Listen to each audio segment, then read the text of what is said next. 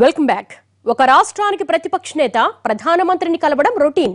అధికార ప్రతిపక్షాల మధ్య విమర్శలు, ఆరోపణలు కూడా రొటీన్. అయితే కేంద్ర రాష్ట్రాల్లో కలిసున్న టీడీపీపై బీజేపీ నేతల స్పందన రొటీన్ కు భిన్నంగా రోమాలు నిక్కబొడుచుకునేలా చేసింది. టీడీపీ వైసీపీ మధ్య ఆరోపణలను పెద్దగా పట్టించుకోని కమలనాథులు సీన్లోకి రావడం, వస్తూనే వైసీపీకి మద్దతుగా టీడీపీ నేతలపై విరుచుకుపడడం అందరికీ షాక్ ఇచ్చింది. జగన్ ప్రధానిని కలవాలంటే మీ పర్మిషన్ తీసుకోవాలా అన్న బీజేపీ నేతల ప్రశ్న తెలుగు తమ్ముళ్లకు 1000 ఓట్ల షాక్ ఇచ్చింది. ఏదో జరుగుతోంది అన్న సంకేతాలను పంపించింది. నిజంగానే ఏదో జరుగుతోందా?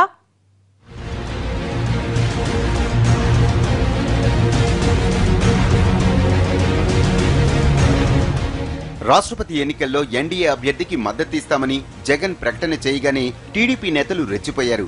కేసుల కోసం పార్టీ ప్రయోజనాల్ని ప్రధాని వద్ద తాకట్టు పెట్టారంటూ విరుచుకుపడ్డారు. ఏపీకి ప్రత్యేక హోదా ఇవ్వకపోతే తన ఎంపీలతో రాజీనామాలు చేయిస్తానన్న మాటకు కట్టుబడి ఉంటారా అని మంత్రులే ఎదురుదాడి చేయటం మొదలుపెట్టారు. ముఖ్యమంత్రి చంద్రబాబు అమెరికా నుంచి వచ్చిన వెంటనే మోడీ జగన్ భేటీపై టీడీపీ నేతలు మరో అడుగు ముందుకేశారు. ఎదురుదాడికి దిగారు. ప్రత్యేక హోదాపై పదే పదే ప్రకటనలు చేసిన జగన్ హోదా ఇస్తేనే రాష్ట్రపతి అభ్యర్థికి మద్దతిస్తామని మోడీ దగ్గర షరతు ఎందుకు పెట్టలేదని ప్రశ్నించారు. 9 ప్రశ్నలు సంధిస్తూ జగన్ కు మంత్రి కళా వెంకట్రావు ఓ బహిరంగ లేఖ రాశారు. టీడీపీ అటాక్ తో వైసీపీ డిఫెన్స్ లో పడిపోవడంతో ఊహించని కోణం నుంచి వైసీపీకి మద్దతు లభించింది. జగన్ మోడీని కలిస్తే తప్పేమిటన్న బీజేపీ నేతల ప్రశ్నతో టీడీపీ నేతల మొహంలో కళ తప్పింది. It's a common thing. ప్రధానమంత్రి ఎవరినన్నా కలవచ్చు, కలుస్తారు. ఇది కామన్ అండి. ప్రజా సమస్యలు చెప్పడానికి ఎవరైనా ముఖ్యమంత్రిని కలవచ్చు, ప్రధానమంత్రిని కలవచ్చు. అనేక మంది ప్రజలు భారతీయ జనతా పార్టీలో చేరాలని వారిలాంటి వారు వీరిలాంటి వారు అనేక మంది ఆలోచిస్తున్నారు. రాబోయేటువంటి రోజుల్లో యాక్టర్లు, రచయితలు, అనేక మంది పెద్దలు సిగ్నల్ ఇస్తే చాలా మంది యొక్క భూమికలు కదిలే పరిస్థితి వస్తుంది. ఈవేళ ఆంధ్ర రాష్ట్ర రాజకీయాల్లో మేమేమీ డిమోరలైజ్ గా లేము. We are very happy. మేము చాలా స్ట్రాంగెస్ట్ గా ఈ ఆంధ్ర రాష్ట్రంలో తయారయ్యేటువంటి పరిణామాలు రాబోయే రోజుల్లో మీరు చూడబోతున్నారు. టీడీపీ ఈ విషయానికి ఎందుకంత ప్రాధాన్యత ఇచ్చిందనేది రాజకీయ వర్గాలను వేధిస్తున్న అంశం. జగన్ ప్రధానిని కలవటాన్ని తెలుగు తమ్ముళ్లు అవసరానికి మించిన ప్రాధాన్యత ఇచ్చారు. రాష్ట్రపతి ఎన్నికల్లో ఎన్డీఏ అభ్యర్థికి మద్దతిస్తామంటూ జగన్ చేసిన ప్రకటనపై వామపక్షాల నేతలు కూడా విరుచుకుపడ్డారు. జగన్ మైనారిటీలను మోసం చేశారని ఆరోపణలు గుప్పించారు. వామపక్షాల దాడితో ఒక దశలో వైసీపీలోనే అంతర్మథనం మొదలైంది.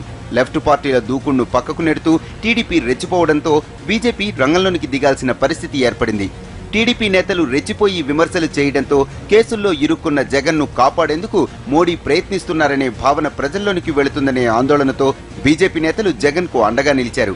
ఈ మొత్తం ఇష్యూలో టీడీపీ నాయకులు అత్యుత్సాహాన్ని ప్రదర్శించి బీజేపీకి అవకాశం ఇచ్చారా? అధికారంలో ఉన్నటువంటి పార్టీ తనకి ఇష్టం లేనటువంటి స్థాయిలో తనతో అధికారాన్ని పంచుకున్నటువంటి జాతీయ పార్టీ ప్రత్యర్థితో కలిసినప్పుడు సహజంగా కలవరపాటు పడటం, ఉలికిపడటం అనేటువంటిది ప్రస్తుతం అధికారంలో ఉన్న పార్టీకి సహజం. అలాగే ఆ పార్టీని కలవరపెట్టాం, మనం తత్తరపాటుకు గురి చేసాం, కంగారు పెడుతున్నాము, భవిష్యత్తులో ఈక్వేషన్స్ మారతాయేమో అనేటువంటి ఒక డిఫెన్స్లో పడేసాం అనేటువంటి ఉత్సాహం ప్రతిపక్ష పార్టీకి కూడా ఉండటం సహజమే. ఈ రెండు కూడా. అయితే భవిష్యత్తులో బీజేపీ ఏ దిశగా ఆంధ్రప్రదేశ్ రాజకీయాల్లో పావులు కదుపుతుంది అనేటువంటిది ఈ రెండు పార్టీలు కూడా భవిష్యత్తులో వ్యవహరించేటువంటి వ్యూహాలు, అనుసరించేటువంటి ఎత్తులు ఆ పార్టీలకి ప్రజల నుంచి రాష్ట్రంలో లభించేటువంటి మద్దతు ప్రాతిపదికగానే ఉంటుంది తప్ప జగన్ పై రాజకీయంగా దాడి చేయాలనే ఆలోచనలో అందులో మోడీ ఉన్నారనే కోణాన్ని పూర్తిగా విస్మరించింది టీడీపీ నాయకత్వం. ప్రత్యేక హోదా ముగిసిన అధ్యాయమని ప్రకటించిన టీడీపీ నాయకులే ఇప్పుడు ప్రత్యేక హోదాకు రాష్ట్రపతి ఎన్నికలకు ఎందుకు ముడిపెట్టలేదని ప్రశ్నించడంతో బీజేపీ నాయకులకు పుండు మీద కారం చల్లినట్లుగా అనిపించింది. ఇలాంటి అంశాల గురించి పెద్దగా పట్టించుకొని కేంద్ర మంత్రి వెంకయ్యనాయుడు కూడా ప్రధానితో జగన్ సమావేశమైతే అభ్యంతరం దేనికని నిలదీయడంతో టీడీపీ నేతలు తెల్లమొహం వేయాల్సి వచ్చింది. వెంకయ్య ప్రకటన తర్వాత రాష్ట్ర బీజేపీ నాయకులు రెచ్చిపోయారు. దీంతో టీడీపీ పూర్తిగా ఆత్మరక్షణలో పడిపోవాల్సి వచ్చింది. జగన్ పై విమర్శలు చేసిన టీడీపీ నేతలే వచ్చే ఎన్నికల్లో రెండు పార్టీల పొత్తు ఉంటుందని ప్రకటించాల్సిన పరిస్థితి ఏర్పడింది. ఆ రోజు బీజేపీతో కలగపోయి ఉంటే నాకు 1,25,000 ఎంపీగా మెజార్టీ వచ్చేది. కానీ ఇప్పుడు 76,000 వచ్చింది. అది కూడా చెప్తున్నా. రేపు రాబోయే ఎన్నికల్లో ఎంపీ ఖచ్చితంగా 3 లక్షల పైన మెజార్టీతో ఈ విజయవాడ సీటు గెలవడం ఖాయం. ఒక్కొక్క ఎమ్మెల్యే విజయవాడ 3 సీట్లలో 60,000 తక్కువ మెజార్టీ వచ్చే పరిస్థితి రోజు లేదు పార్టీకి. అంత పటిష్టంగా పార్టీ ఉంది. రాబోయే 2 రోజుల్లో కూడా ఈ విజయవాడలో మెజార్టీ, ఈ వైబ్రేషన్ రాష్ట్రం అంతా పాకే విధంగా ఎప్పుడు కూడా మన విజయవాడ ఒక వైబ్రెంట్ సిటీ. మోడీతో జగన్ భేటీ విషయంలో టీడీపీని లక్ష్యంగా చేసుకుని బీజేపీ నేతలు చేస్తున్న ప్రకటనలు చూస్తుంటే 2 పార్టీల మధ్య గతంలో ఉన్నంత సన్నిహిత సంబంధాలు లేవనేది సుస్పష్టం. దక్షిణాది రాష్ట్రాల్లో ఒంటరిగా బలపడాలని పార్టీ అధ్యక్షుడు అమిత్ షా చేస్తున్న ప్రకటనలు ఏపీ బీజేపీ నేతల్లో ఉత్సాహాన్ని పెంచుతోంది. 2014లో తెలంగాణలోనూ బీజేపీ, టీడీపీ కలిసి పోటీ చేసినా ఈసారి ఒంటరి పోరాటమే అని స్పష్టంగా ప్రకటించారు తెలంగాణ బీజేపీ నేతలు. ఏపీలో బీజేపీ నేతలు ఒంటరి పోటీ అంటూ ప్రకటనలు చేయకున్నా ఖచ్చితంగా కలిసే పోటీ చేస్తామని 2 పార్టీల నాయకులు చెప్పలేకపోతున్నారు. బీజేపీ, టీడీపీ మధ్య దూరం పెరిగితే రాష్ట్రంలో రాజకీయ పరిస్థితులు తమకు అనుకూలంగా మారతాయని వైసీపీ నేతలు అంచనా వేస్తున్నారు. ఈ 2 పార్టీలు కేంద్రంలో కానీ రాష్ట్రంలో కానీ బీజేపీ, టీడీపీ పవర్లో ఉన్నాయి. వీళ్ళిద్దరికీ ఒకవేళ గ్యాప్ పెరిగితే డెఫినెట్లీ వైఎస్ఆర్ కాంగ్రెస్కి లాభం జరుగుతుంది. ఇప్పుడు ఒకటి మనం గుర్తుపెట్టుకోవాలి, ఏదైతే 2014 ఎన్నికలు జరిగాయో ఒక 1 to 2% తేడాతోటే వైఎస్ఆర్ కాంగ్రెస్ బీజేపీ టీడీపీ కూటమితో ఓడిపోయింది.